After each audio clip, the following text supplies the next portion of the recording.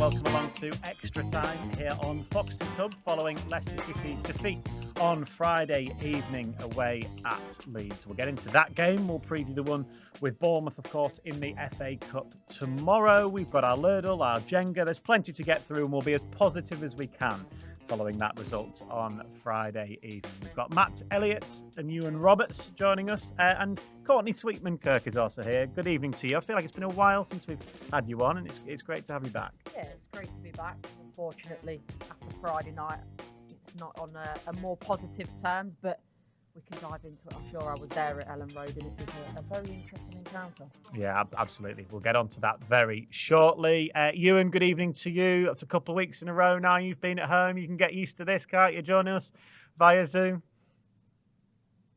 We'll be in next week, Dan, and the treats will be on me next week. I'll be nipping to Foss Park into a couple of shops. So I'll be bringing the treats into the studio. Shame Matt's not going to be there. Yeah, no, and he definitely wouldn't bring treats anyway. We know that. No, but you bring treats when Taggart's about, and he nicks the whole lot. I know, mate. He does. He takes them home to his missus. He's got to get some brownie points somehow, hasn't he? But nice to see you, mate. Anyway, you all right? Good. Nice to see you all. I hear you're doing me a little favour soon again at Millwall. Yeah, I've got you. I thought you might want to go down there because I think you're a bit of a Millwall closet fan, aren't you? No, a bit scary for me down there, mate. Yeah. I don't mind going down there. I've got. When I used to live in Kent, I've got a few Millwall friends. So, and it's not a bad one for me. It's only a couple of hours for me. So happy days. I'm saving you a trip, Matty. Good lad. I'll make it up to you at the end of the season. Don't worry. I bet you will. Yeah, I bet you will. Yeah, he definitely won't. Right, let's get into the to Friday evening then. Well, we might as well start with you, considering you were there. A really, in the end, frustrating and disappointing evening. Yeah, it was, and I think even potentially it starts before that game. The comments surrounding it as well. I found that really interesting from Maresca, and I don't mind it at all. I think, especially in an age where people and fans say, you don't see as much personality from the players and from the manager. I didn't mind it in that sense. What I probably would say is the last fan base and club you probably want to light a fire under is Leeds. I've been to Ellen Road quite a bit working, and there's always energy, whether it be good energy, whether it be toxic when they're not in a good position, there is always energy. So, potentially a little bit, I wouldn't even say misguided, but you see Ampadu talking afterwards, don't you, saying about, the massive game, and that was a massive game. And it's obviously something that the players have heard, have thought about as you do in the changing room. But I think as a whole, it's a difficult one because they had their chances, Leicester, to put the game to bed. They didn't. I know a lot of people were saying Leicester were completely dominant for 80 minutes. I don't agree with that, especially after Leicester scored the goal. I think for the next 10-15 minutes, Leeds were really strong. Both sides missed a lot of chances, and in the end, Leeds come out on top. Do I think it's fatal? No, but when you think, what was it, January the 12th, they were 17 points ahead of Leeds, and now it's 6. It throws a lot more jeopardy into the title race. Yeah, I think probably ourselves were slightly guilty of suggesting that the point you just made there, Courtney, that Leicester weren't in control. But they certainly had the chances. They had the upper hand in the second half, didn't they? And they had the lead in the first half. It was even Stevens, really, in opportunities. Leeds had a couple. Pirro was wasteful. Leicester had a couple of good situations. But they had the lead. That was the thing. They had the upper hand, I think. But then that second half, they really did let the opportunity slip by, didn't they? I think, I wouldn't say they threw it away, but it slipped away. And I always felt that they needed that second goal as well. I was not talking just in hindsight, because Leeds didn't play particularly well. I wasn't that impressed with them. I thought Leicester were extremely impressive 25 minutes of the second half and large parts throughout. But you know that Leeds have got too much ability in that team to be quiet for the 90 plus with that crowd, with the importance of the game. And so it proves, you knew there was going to be a flurry, a surge at some stage, and Leicester had to withstand that. And to concede no goals was going to be a tough ask. That's why I think they needed the 2 to kill it off, and possibly even more. But And that shouldn't be the case, really. You know, you should have your confidence in yourselves to say, regardless of the atmosphere and the opposition, to say, we back ourselves to defend a clean sheet, really. It doesn't always work that way, but you didn't feel that was going to happen. You didn't feel. But again, same as you, good word when you say it, Courtney, saying, is it fatal? No, I don't think it is. Time will tell on that one, but still healthy, isn't it? Still healthy. Southampton result was... Perspective is so big, isn't it? Yeah. Because if you'd have said to Leicester City fans at the start of the season, you know, at this stage you're going to be 6 points clear, exactly. Everyone would have bitten your hand off. But because of the perspective of where they have been and the lead that they've had, I think that's when the little seeds of doubt, not necessarily the changing room, but maybe with the fans or the little moans and groans, that's when it starts to set in because of where they are. But as I say, in terms of when you look at it as a 6 point lead, especially in the Championship, that's very healthy. We were all looking forward to this game. I was looking forward to it all week. I mean, 8 o'clock on Friday night couldn't come quick enough. And sometimes when these games against good sides, you know, two powerhouses in the Championship, sometimes they sort of flatter to deceive and don't sort of hit the height that they should. I mean, this one did. I mean, two top teams going at it, you know, talking about working hard, closing down, pressing high, putting each other under pressure. We got all of that. I mean, the first half was quite even.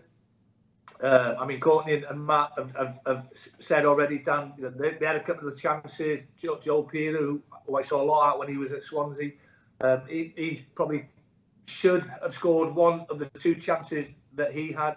You know, Leicester created chances in that first half. I really enjoyed the first half. It was nip and tuck. It was Leicester were on top. Leeds had a period in the side. Really, it was a great advert, an absolutely great advert of Championship football, and two teams that I fully expect to be playing in the Premier League next season.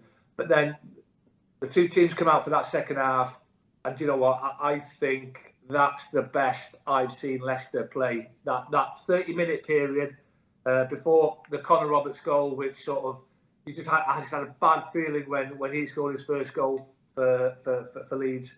I mean, they absolutely dominated. You know, Leeds could not get out of their own half, and the goal that was disallowed, I thought it was a poor decision.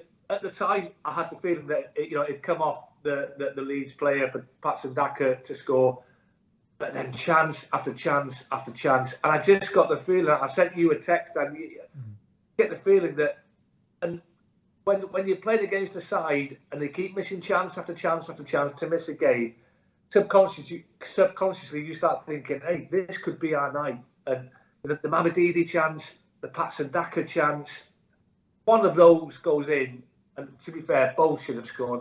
You know, let's be honest, it was the same last week against Burnley, not clinical enough in front of goal, and it came back to haunt us, and it was a poor period of 14 minutes where Leeds scored 4 goals. I felt for the lads, I felt for Enzo, because I thought it was a tremendous performance. You go into a place where Leeds haven't lost at home this season. I think they've won 10 of their previous 11 home games. They've been outstanding at Ellen Road, and to make them look bang average as they did in that 30-minute period in the second half, they just needed that second goal, and sadly it didn't come. Yeah, speaking of those chances, Bubba, one of our regular listeners, good evening to you, has said, I've been waiting for the luck to change in terms of missing those golden chances, but it didn't happen. We've got to find a way to bury those onto QPR next week. And good evening and happy birthday to Fiona, who is joining us. Fee, happy birthday to you. I hope you are having and still continue to have a lovely day. Thank you very much for joining us. If you do want to get any comments or questions into these guys, then you can do so either on Facebook or on YouTube. We have to address the chances, don't we, that Leicester did miss, and as we've said, it was a host of them that on another day, you could conceivably have seen Leicester 4-0 up. Yeah, you could have, and I think that's important. I think Matt mentioned it, when you 1-0 up and the atmosphere, as I say, being at the stadium, within that stadium, it always felt to me like it had to be 2 goals to make it feel safe. What I would mention as well is I think probably Daniel Farke was a bit braver with his substitutions, and I think that the timing of them was really good as well. I know, didn't have Vardy through injury, so that's a shame that he didn't start, because you probably bet that Jamie Vardy would have scored one of those opportunities, or he's not having that impact off the bench. But I think probably for Leicester, they left the substitutions a little bit late. I think they didn't make them until the 80th minute. So, look, you've got to bury those chances. It's simple as that. It's the hardest job in football to put the ball in the back of the net. But with the amount of chances, this isn't just one difficult chance. It's a number of chances over the period of the game. But as Ewan mentioned as well, Leeds missed a lot of chances, especially in that first half in Peru. But I think the difference is, you bring on a Patrick Bamford, who is banging form. Obviously, he's been struggling with his injuries. The goal, he knew nothing about that. Let's have it right from the free kick. But when you looks in as a striker and you're in a purple patch, that's what happens. It comes off, comes off the knee, comes off your backside, and it goes in the back of the net. So, yeah, I think it's important. There was a lack of, ruthlessness to try and really kill the game off, and that's in the end what let Leeds back into it. Yeah, I think all those points that have been made are all relevant, and you look at the substitutions, it's quite an interesting one, really. When I certainly had that feel. Bamford, just feel, certainly at this level, when Bamford's on the pitch, something's likely to happen. He's a decent striker, more than a decent striker in this division, and there was a little bit of sort of not hesitancy, but I was thinking, hang on, this could be a little bit of bother for Leicester, because they hadn't extended their lead and it was still so tight. And then there's been a few suggestions, from some quarters about the relevance of Leicester substitutions there, or the impact that has. Mavididi, I thought he was having a really strong second half, causing problems. And it's finding that balance, isn't it? Whether Maresca seems to like to shore things up and solidify things, which you can get. It's totally understandable. As Courtney's mentioned there, Farke, but his hand was forced because he had to go and get back on level terms. But sometimes managers go the opposite way of trying to. The best form of tidying things up is to go and take the ball to the opposition and go and extend your lead, go and finish the game off. There's arguments for both. It's finding that, but that for me, I think Leicester are good enough to do that. I think it's not like, say, if it was a team I was playing in at Leicester and we're playing against a Liverpool or an Arsenal and we happen to have got a point, we'll drop off, we'll sit on that. We're not going to think we're good enough. But Leicester City now, against the opposition they're playing, are good enough to go and finish the game off. So that's something to maybe look at. I mean, you could argue they were, though, and had they taken the chances? But yes, of course. Yeah. No, but with the substitutions, I'm talking regarding those. Well, once Leeds scored, they were the only team that were ever going to win that game. Yeah, Leicester lost their sort of attacking capability. The capability, the body language, and just look. Yeah. It really did take the stuffing out of it, and that out of them, and that happens with late goals. But it's weird how psychology in football, how this always works, where you can be leading for such a big period of time in a game, yet as soon as that other team pegs back and you're on level pegging, but actually you feel like you're losing because of the way it's happened. So, yeah, I would say as well, I was surprised that after that goal, it was only ever going to be Leeds that were going to come away with 3 points after that. Yeah, or I thought the first one, Leicester hang on to that at best, isn't it? They didn't look like, which is a shame. So there's positives and negatives definitely throughout the game, but I think when all's said and done, when you look at it from Leicester's point of view, Maresca and the players, the big positive from that is how good, and you mentioned it, how good they were at times, especially in that first part of the second half period. But like to go forward and say, okay, it wasn't our day, but we didn't get turned over, we didn't get pulverised. We were a classy outfit, and even I've read and heard Leeds supporters saying best team we faced all season. They'll go on and win the league. It's not a given at all, but there is genuinely a lot of things to be pleased about on the back of that. You've got to give context as well. Yeah. Ninth win in a row, haven't lost all season at home. I think that was the 17th game.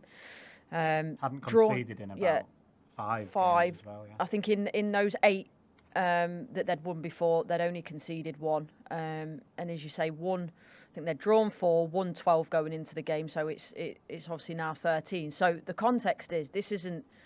One, they didn't get ripped apart. They had their opportunities in the game, Leicester, which they didn't take. Obviously, that's a negative, but you'd prefer that in a way to playing extremely badly. And they've gone toe-to-toe with, for me, probably the second best team in the league. So there's always positives and negatives to take out of it. And it's about, obviously, I know there's the FA Cup, but is it really now about how you react to QPR? And I think this week's championship results especially show that it isn't a given. And actually, I think Leicester's running is quite tough in comparison to Leeds. But I still think, 6 points, plus is a lot to make up for Leeds. But yeah, it's now, especially this stage of the season in the championship, people are fighting for their lives. People are fighting to get in the playoffs. So it certainly, you look at QPR, it's definitely not the banker that people might think it would have been a few weeks ago. Yeah, but when you look, Ewan, back in, November, when Leicester lost back-to-back league games, ironically, to Leeds and Middlesbrough, as they've done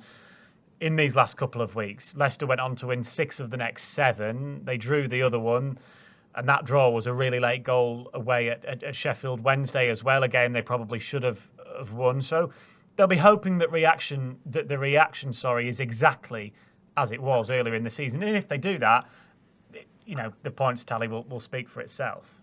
I mean, they get 22 points from 8 games after those back-to-back losses to Borough and Leeds. So that's the response you're looking for. I mean, I've written down the 12 games that Leicester have got left, and Leeds, Ipswich and Southampton. I'm looking at Southampton after that incredible run of not losing in 25. They've suddenly lost 3 of their last 4. Ipswich were on a really poor run in December and January, 1 win in 9. Now they've got the bit between their teeth. They've won their last 4. They've got momentum going into the last 12 games. We've already spoken about Leeds. And Courtney's right. There's some tough games coming up for Leicester. Out of the 12 they've got left, 7 are against teams in the top half of the division. They've got to play Southampton, Norwich, West Brom at home. Sunderland, Hull, Bristol City, Millwall, Plymouth, Preston away. Leeds, on the other hand, they've got Stoke, Millwall, Hull, Sunderland, Blackpool, Blackburn, and Southampton is their last game of the season at home. They've got to go to Huddersfield, Sheffield Wednesday, Yorkshire derbies. You don't know what happens with local derbies, as we know. I mean, there's a lot of twists and turns from now until the end of the season. But it is about how, and I'm not too, it's wrong to say I'm not too bothered about tomorrow night, the FA Cup game at the Vitality Stadium. Of course, you don't want to lose any game. Any game you want to go out and win. But there has to be a reaction on Saturday at the King Power against Queen's Park Rangers. That now is a massive game. Yeah, we'll come on to both of those games actually in a short while. But this is why we love football, isn't it? The fact that you're reading out literally the games remaining for all the teams, looking at everything, looking where teams might drop points. It's exciting. Obviously, it would have been a little nicer had Leicester been a little bit further clear. James Gray on Facebook says all of the games we've lost or drawn this season were of our own doing. We're top for a reason. We're the best team in the league. Yeah, I suppose any team says that when they lose, don't they? Or I suppose I guess it probably means that we could easily have won. Yeah, you've got the capability to beat those sides. It's not like they've been turned over by a magnificent Arsenal team, etc. Whatever. But But listen, we've said from the outset that there's going to be low points or poor performances throughout any season, but especially in the Championship with the amount of games. It's difficult to keep that level of consistency, and it's a little bit of a reality check. I hesitate to say that term, but a reminder, basically, probably a better way of putting it, that Leicester, they are where they are at the moment. There's been a lot of squad change. It's people saying that they've got a ridiculously strong squad, which they have got a very strong squad, but they're not elite Premier League players, all of them. They have to work very hard and play to their maximum to get the required results. And when they drop off a little bit, you can see what can happen against various opposition. But no, it's a testing period. But I suppose it's a little bit of a sign of the times that people, you and included there, like we're gauging or looking at the running 12 games out. It's normally, you look a little bit down the line, admittedly, but I don't know. Hopefully that's not a sign of people twitching too much.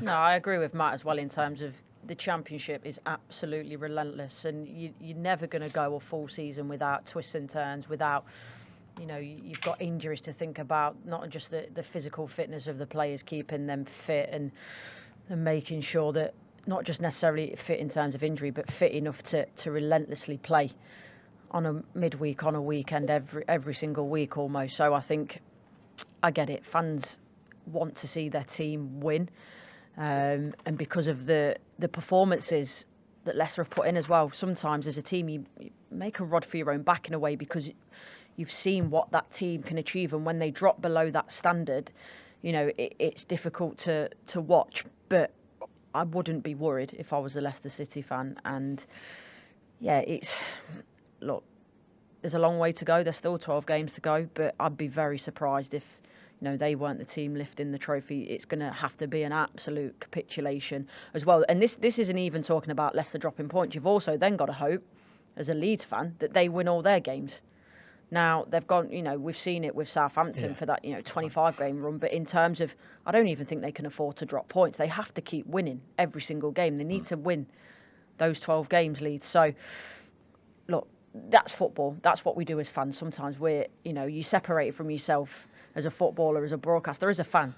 You're wholly unrealistic at times. And it's just, it's just life, having to play, twice a week, every week. But I wouldn't be too worried. And I'll have Jamie Vardy back soon anyway, so he'll put them chances away that have been being missed. It's almost, Ewan, for the next league game wise, not the perfect game, but aside at the bottom of the table, QPR in 21st position. But I guess conversely, they are fighting for their lives and got a good result, didn't they? So they'll be going into the game with confidence. But a home game against a team towards the bottom of the table, that's what you'd want following back-to-back defeats. Yeah, I mean, back-to-back defeats, as you say. QPR, as you say, fighting for their lives, third from bottom. They won their last two. I think they beat Bristol City on Saturday. They beat Rotherham, who were bottom in their previous game. They'd won 2 of their last 11. So they're looking to win 3 games on the spin. They haven't done that for a long, long time. They've won more points away from home than they have at Loftus Road. But I would expect Leicester to go out and win this game. They played down in London on the 28th of October. It was a tight contest. That magnificent Harry Winks goal won it for Leicester on the day. But I would expect Leicester to go out and beat QPR on Saturday, definitely. It's got to be the aim, hasn't it? Yes, I'll go along with that. Of course, just looking at the league tables, you would take that preference, but we all know it's not straightforward. The approach, the mindset's got to be right. They've got they've got that little bit of tension in their minds now. Like I say, they've lost a couple of games on the trot. The gap's closing a little bit. I don't think you can be sort of single-minded enough to say, "Oh no, that doesn't bother me at all." You'll say it publicly, but you'll be aware of the situation, and it will affect you to some degree. But Leicester coming up at the weekend, it's the ideal opportunity to get back on track, regardless of how things go tomorrow night in the FA Cup. But I suppose that's a little bit dangerous because everyone's got their eye on the weekend already a little bit. So the players have got to be single-minded in that instance. But yeah, it is a huge game, but it's part and parcel. But there's always a bit of yin and yang or a flip side to it. Courtney's mentioned it there. And we said it going into the Leeds game. Leeds are the team really under pressure because if they'd lost that game, 12 points. Game over. Pretty much, isn't it? Pretty much. And even now, they lose a game, Leicester win, 9 points with it's going to be 11 games or minus to go. That's a big hurdle. So, that's a good way of keeping the positivity, put it that way. Yeah, it's 11 to Southampton then, who are in 4th, 6 to both Ipswich and Leeds. Leicester's goal difference is about the same as Leeds. It's 4 better than Leeds, but it's a lot better than the other two as well. And I mean, the fact that we're even talking about that is silly, isn't it? But you look at the table, and as you rightly said earlier on, context is everything. Leicester fans, 100%. We'd have all been delighted if we looked at the table at the start of the season and said, on the 26th of February, you're 6 clear. 100% take it. Yeah, exactly. And for me, every game is a big game. It's sort of going into this stage of season. Matt said, we're probably a little bit early with it, but especially going into the last 10 games, it's always a big game because, you're either fighting to go up to the Premier League, you're fighting to get in the playoffs, you're fighting to stay in the league. So context with football is absolutely everything. And as I say, I understand it with the fans when you've got such a big lead and you feel it dwindling. But I think it's in the changing rooms, it's probably a different feeling. It's one of those cliches. And don't get me wrong, I'm not saying they won't be a little bit worried. There might not be a little bit of doubt creeping in, because there will be to an extent. But also you have to have that sort of psychology and almost goldfish memory as a way as an elite athlete, in terms of it's the next game. You have to look at the next game. I think it's unfortunate. I think in an ideal world, they probably would have wanted a championship game tomorrow. I think I wouldn't say the FA Cup's a distraction, not by any sense, but in an ideal world, I think if it was me as a player, I'd have wanted a league game to put that right as quick as possible. All their efforts into it. Yeah.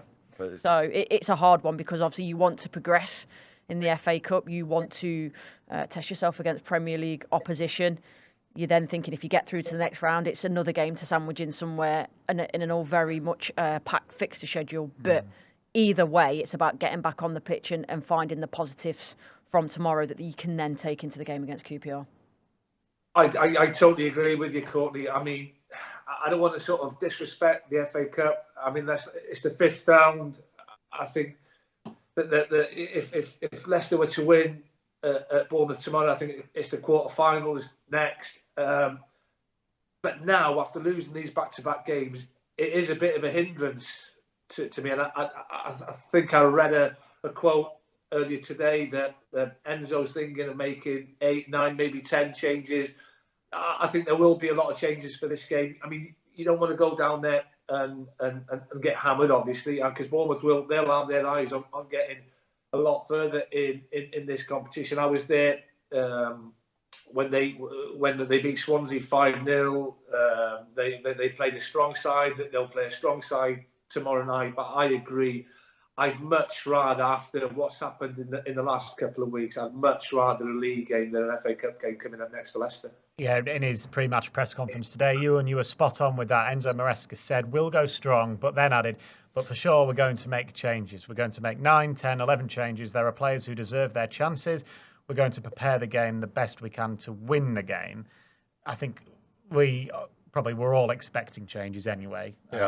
Weren't we? It looks as if it will be wholesale. Bournemouth, on the other hand, will probably go strong. They've gone relatively strong in all their FA Cup games. They'll fancy getting to the quarterfinals. At this stage, you'd think so, wouldn't you? Yeah, it's a bit of a dilemma for Maresca, isn't it? There's a temptation because of the round that it is in the FA Cup. You say, well, you never quite know, but the main focus is the Championship, without a doubt. Getting Leicester City back in the Premier League, and it's quite unusual that he's actually declaring the degree of changes that he's likely to apply.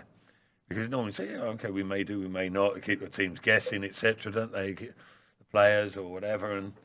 But to say 9, 10, 11, I suppose that reinforces what Ewan's saying there, and Courtney as well, in terms of how much it means on Saturday. He's not totally discounting and dismissing the FA Cup, but truth be told, listen, what's your priority? Everyone knows what it is and what's the most important game of the two. But nice as it would be to go and beat Bournemouth, as Leicester know, they know what it's like to win the FA Cup. But it's quite a sort of statement of intent almost, isn't it, to come out of it that early? Yeah, I totally agree. And it's one of those, you have to make the changes. But I think as a player, you want to play. It's not always the right thing. You want to play every single game. And I understand there needs to be changes, 9, 10, 11 changes. I always think about the consistency for the players, how that will affect them. obviously Enzo knows that squad better than I do, so I'm sure it's the right decision, and especially with the injuries that Leicester have had, I think there's a lot of players that you want to, wrap up in cotton wool. But as I say, I think back to when I was playing, you want to try and play as much as possible, keep that consistency. So the wholesale changes, I think, sometimes can be difficult, more so for the players. I think the only manager. Sorry, Colin, just I'll jump in saying, in Leicester's case, the squad it's a bit of a contradiction. They do have quite a regular first team 11/13 players that he picks from, but at the same time, the squad is deep in strength as well. It's not like it was topical on the back of yesterday's game with Liverpool-Chelsea, but it's not like he's throwing in inexperienced youngsters there.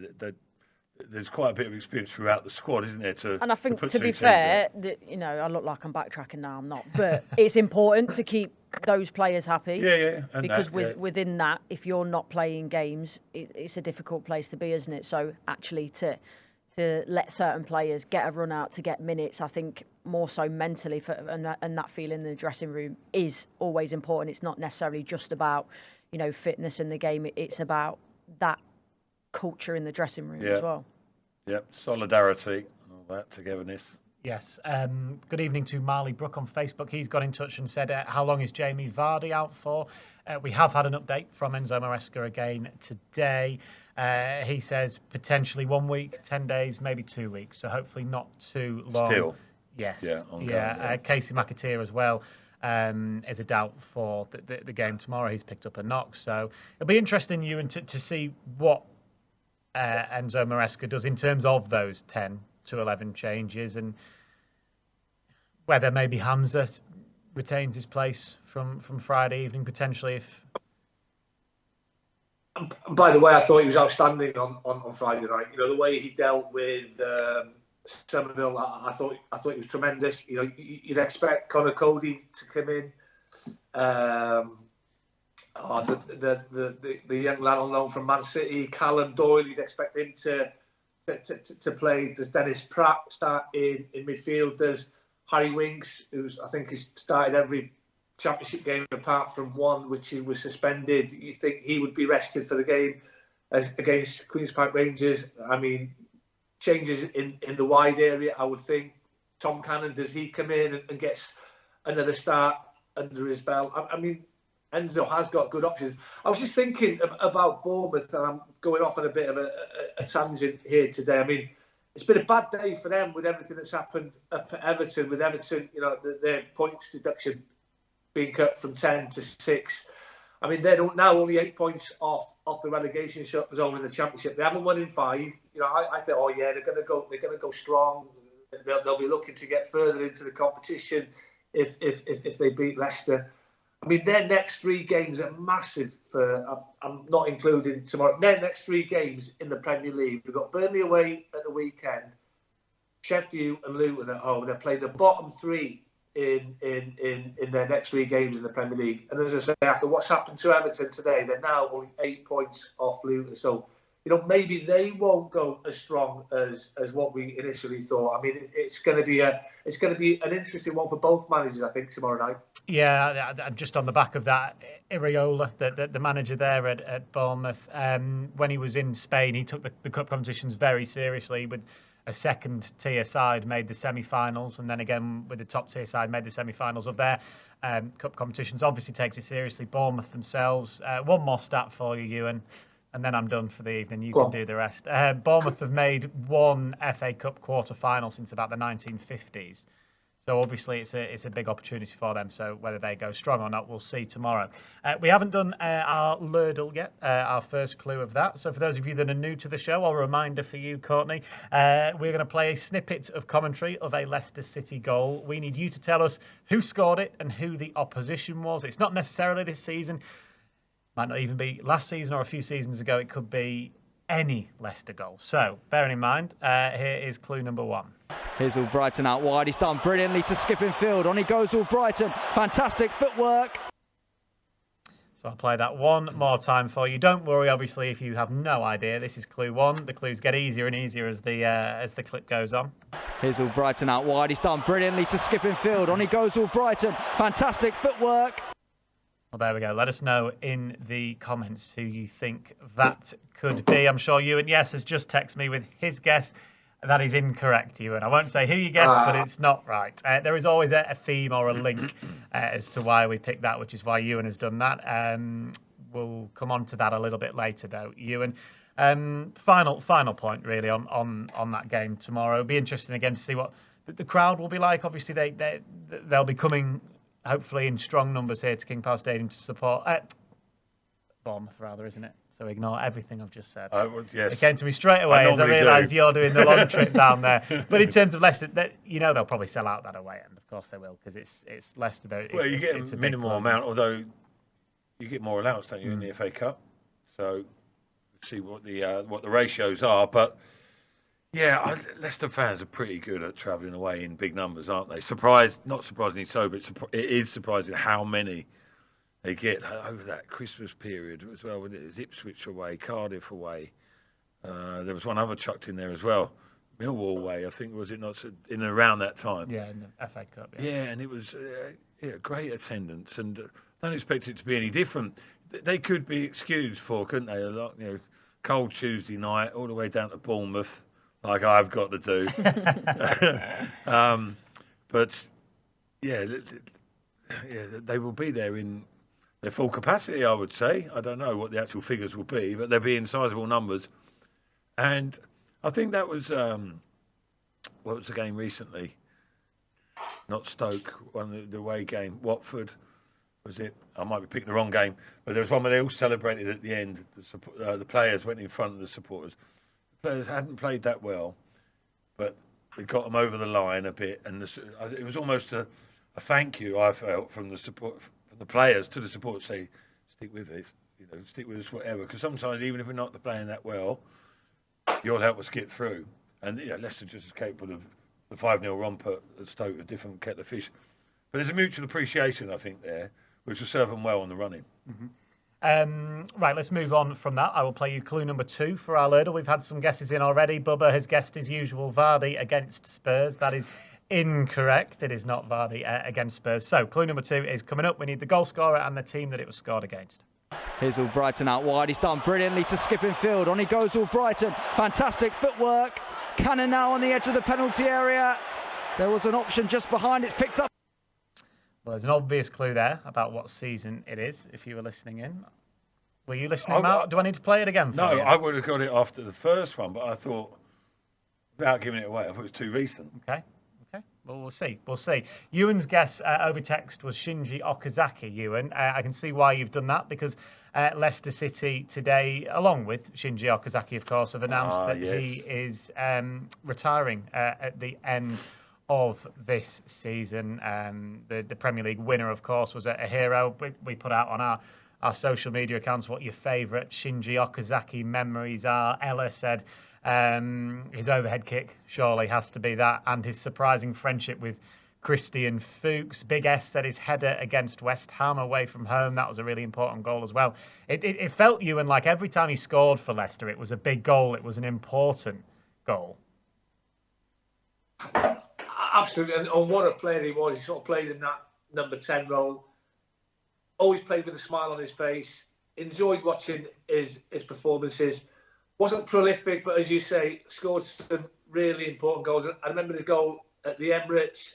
I was at the Liberty Stadium when he scored there. He's had a fantastic career. He really, I think, played in Germany. He's obviously moved about, but I think he really, really enjoyed his time at Leicester City. Yeah, he is a legend, isn't he? Well, every member of that squad that season is a club legend, but Okazaki was very much a cult hero as well. Yeah, that's a good way of putting it, isn't it? Yeah, they're all rightly got their place in Leicester's history and all be remembered for many moons to come. But Okazaki with like you mentioned, the smile on his face, his big beaming face, when his whole face creased up, didn't it? He's very expressive in that respect, and I think it was a sort of combination of that. But mainly his work rate as well, his contribution to the team was so vital in terms of upsetting the opposition. At times, I can remember being slightly frustrated at his play. I'm like, It was nearly not quiet on a few occasions. And like you say, he didn't rattle in a bag full of goals, but he got important goals, contributed.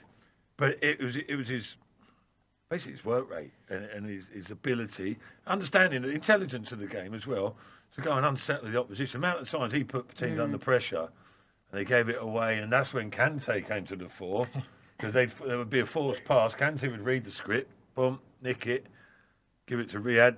Riyad did his bit or gave it to Jamie, and that was it, game over. But I think you mentioned that, the work rate, the tenacity, and that's the thing I remember. And being a cult hero and endearing yourself to the fans, I think that's the quickest and the easiest way. If you are a player that gives your all for that club, regardless, as you say, I think at times it was frustrating because gets himself in some wonderful positions and has some wonderful opportunities because of that work rate, and sometimes probably didn't hit the back of the net as much as he should have. You know, you mentioned the big goals, but I think fans will forgive that, you know, missing big chances at times if they know, you know, that the player works really hard and loves being at the club, and that's what he did. Yeah, 14 Premier League goals, 4 assists as well in the league for Shinji Okazaki. But so many people, in reply to that original post that we did, just said his smile, his constant smile, and like you said, I think his hard work and his love for football and the club very much endeared himself to the supporters. We'll do clue number 3 for our Lurdle, because the guesses are flooding in.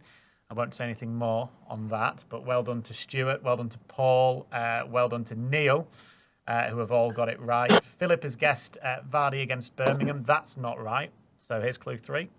Cannon now on the edge of the penalty area. There was an option just behind. It's picked up by Yunus. And it's thundered in.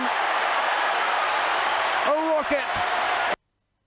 So we've got the goal scorer now, so we just need the team that it was scored against. I don't know why you're smirking and looking at me like that. I'm not smirking, I'm scratching my head because I know the goal, I can't remember the opposition. Okay, keep thinking. Having a moment, yeah. Keep thinking. Right, Ewan, you know what time it is? It is the time for you to take the reins for us. That means it's Bob's favourite time of the show, listening in from the States. He says that globetrotting is his favourite part of extra time. So take it away, Ewan. What have you got for us tonight? I'm going to throw a name at you. Young Trey Nioni, I think is how you pronounce his surname. He was born in 2007. He's not 17 until June the 30th, and I can already see why your mind's ticking away. Why am I mentioning young Trey?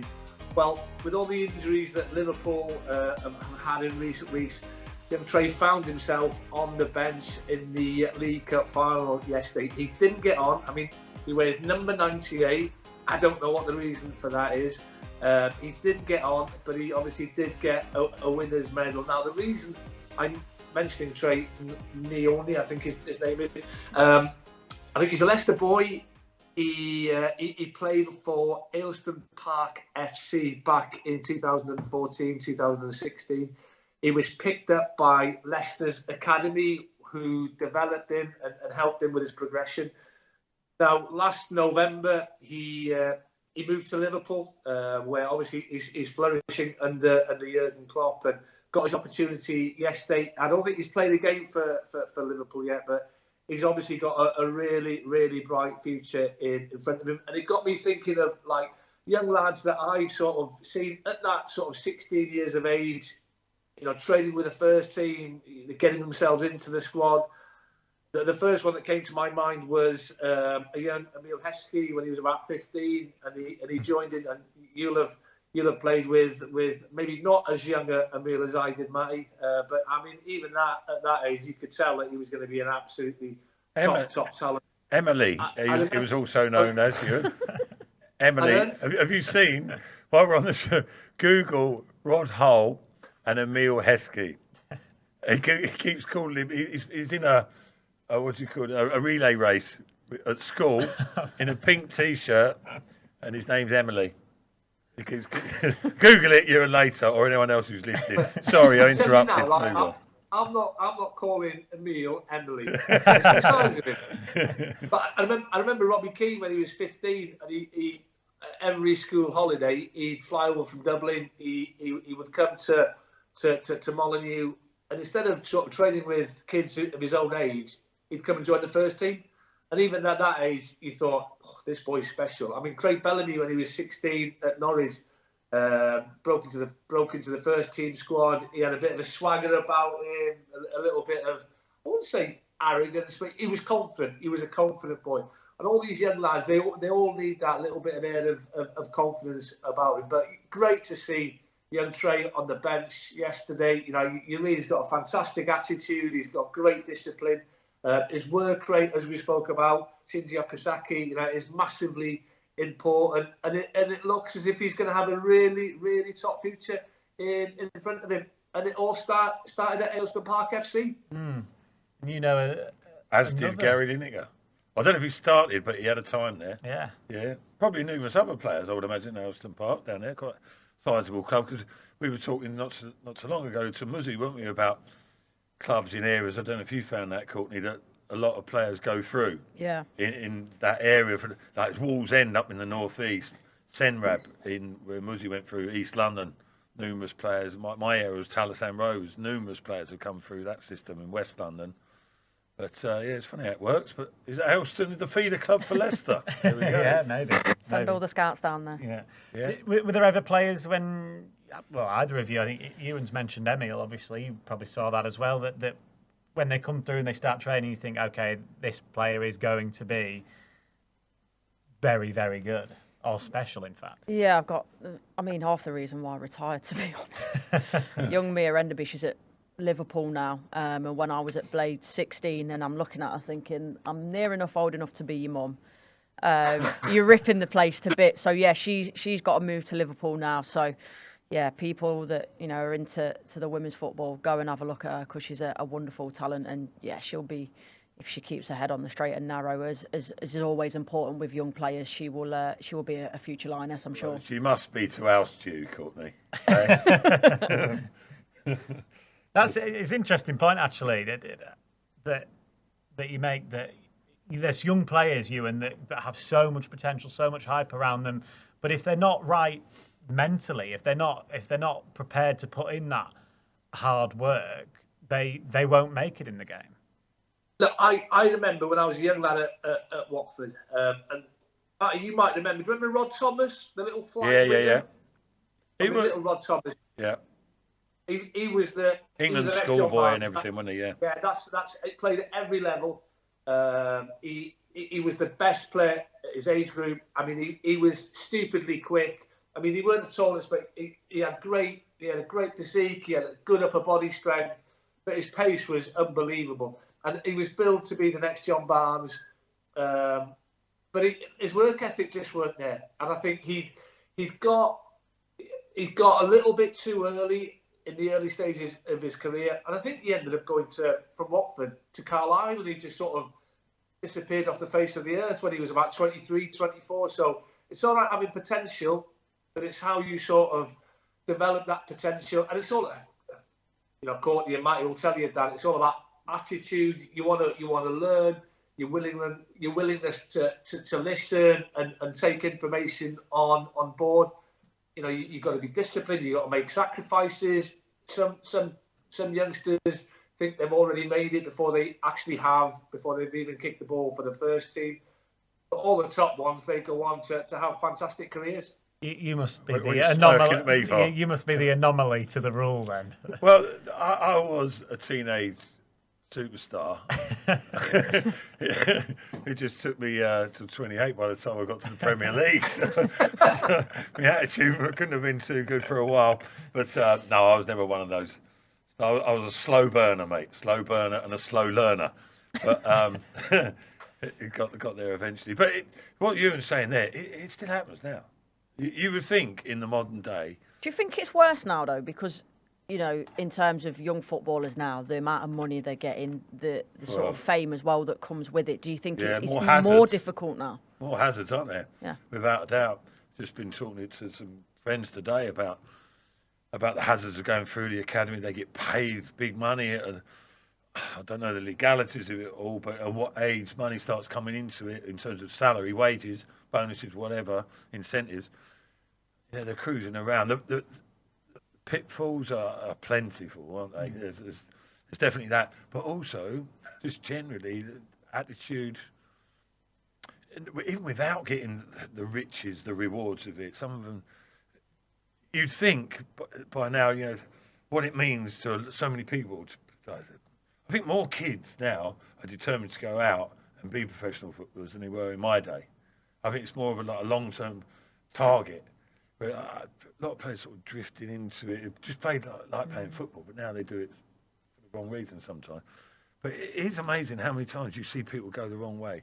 Even at Leicester City, they're one of the best run. I won't name individuals, but they're one of the best run academies in the country. And I've seen players come through it, and they're playing for England, under 16s, under 18s. Obviously top talents, and they've gone by the wayside. No one's ever heard of them. They're not even playing pro football now. Like a year or two later, it's crazy how it can happen. Absolutely right. We do need to move on. Leicester's academy, though, by the way, the amount of players that's brought through in. Yeah, no, exactly. Is there wasn't a criticism of the academy. I know, it's the individual. Yeah. Well done to Stuart, Paul, Philip, Neil, and Bubba, all for getting tonight's Lurdle. I'll play clue number 4 for you. For those of you that haven't got it. By Eunice! And it's thundered in. A rocket into the back of the net as Leicester City double their advantage. Yes, a lot of people have got it already, including you. And you're going to claim here that you got it after one clue, aren't you? No, I got it after the second, but I half knew it for the first. But I was just thinking, because it was so recent in comparison to most, isn't it? I thought it can't be.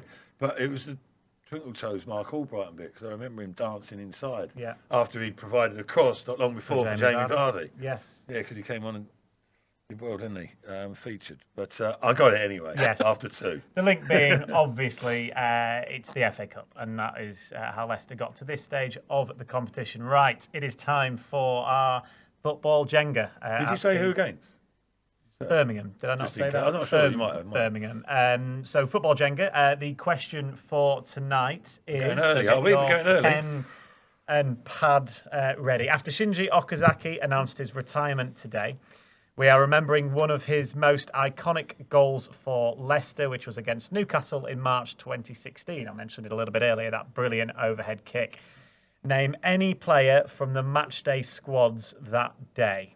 So I've just been texted that now, so I'm in the game as well. So I'll have a little think about those. You guys, Newcastle 2006, 2016, title-winning season against Newcastle. That's quite a tough one. I think we might be going out quite early tonight. Right. While these guys write that down, I'll quickly run through the predictions that we did ahead of the weekend.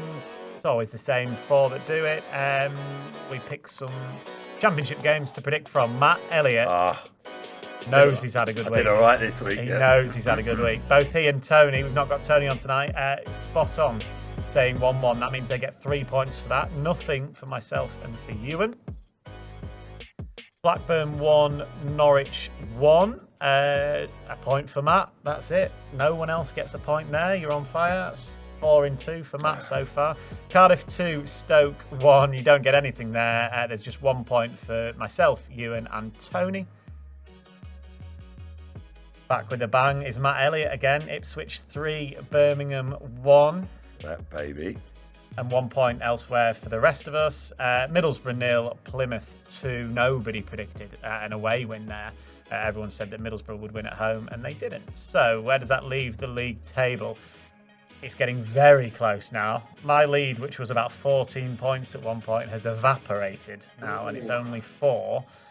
So the Matt and Gerry joint team, Ewan and Tony, are all on the exact same number of points. So yes, getting very interesting. Throwing my pen around. Who was adrift at the bottom before? It was Ewan. It was Ewan, wasn't it? Ewan's coming on late surge. He's coming good. I'm grinding. It takes him longer to reply now because I just send him the fixtures, and normally he was just straight in like that. But you're thinking about it now, Ewan. You're looking at the stats, and it's got you off the bottom of the table, so it's worked. He was embarrassed. I remember a few weeks ago, Matty Elliott absolutely hammering me about my predictions, and I'm level on points with him. I know. How's he managed that? I got 2 correct scores. Yeah. And he's caught me up. Yeah. What's going on? It must be Gerry letting you down. Right, football Jenga then. The 4 of us are going head to head. So the theme that we've just read out is name anyone in the matchday squad from when Shinji Okazaki scored that overhead kick against Newcastle back in 2016. Right, because you are our guest again, you can do the first guess for us, please. So a reminder, if one of us says one that's wrong, we will hear the... Just to confirm, this is just the Leicester squad. No, it'll be both, No. sorry. Both? Oh, Yes, okay. it will be both Newcastle and Leicester's. But basically, it would be the Leicester squad. Yeah. So if we say one that's wrong or we repeat one that's been said, then we are out, and it is the last person standing. So Courtney, take us away, please. Jamie Vardy. Riyad Mahrez. Now, did you say other than Okazaki? Okazaki.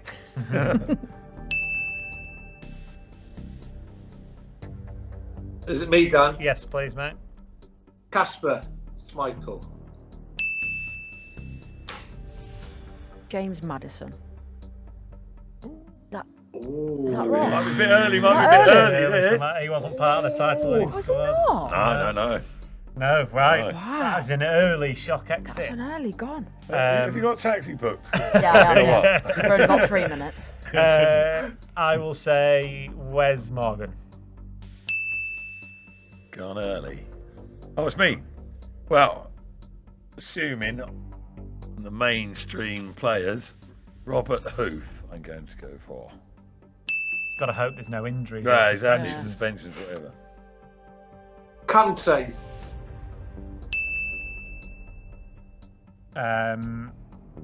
Danny Simpson. And all the regulars. Danny Drinkwater. Ooh. Yes. Mark Albrighton. Christian Fuchs. Right, that's the first 11 out of the way. They played pretty much all the games, didn't they? Leo Ujua.